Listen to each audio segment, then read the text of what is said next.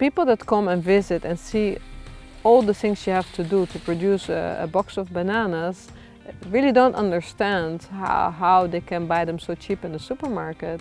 The farmer has an enormous amount of work and risk and barely receives enough to produce the bananas. Bananas are notorious for being sort of monocultures, and if you like, the whole concept of a banana republic being all about cash and sort of corporate business.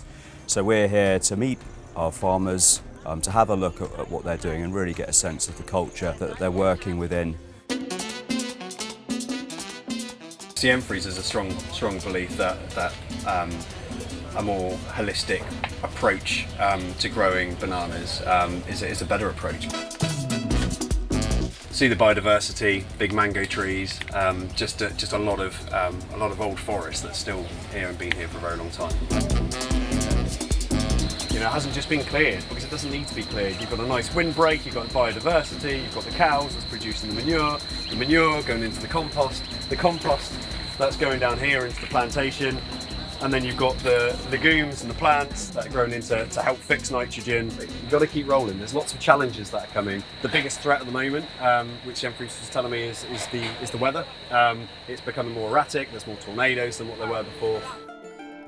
Climate change has an enormous impact on how you farm, because you need to take into consideration long periods of drought where there's no rain at all. Apart from the hurricanes, we have tornadoes.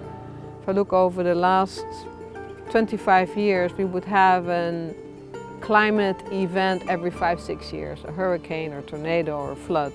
Now we basically have it every year or every other year.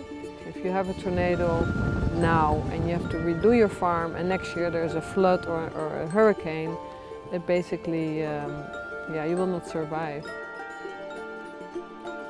It's hard because you are in a lot of risk that you cannot control. To me, the farm is a family. When you work, when people that trust you, you trust them, these people care what you do. And that is mutual respect for both. I'm proud of what I do.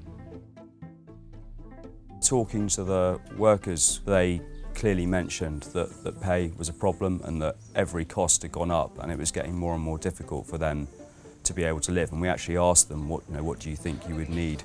And they said probably another 15–20% on the wages that they were currently getting. If the UK supermarkets and other businesses that buy large volumes of bananas wanted to, they would be able to do that, but because they want bananas to be a hook for people coming into the store, they're not prepared to increase the price. I don't believe they really care if it's 10 cents more or something. And what can 10 cents do per kilo over a box of bananas?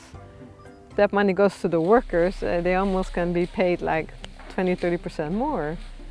So the 10 cents, I don't think a consumer minds.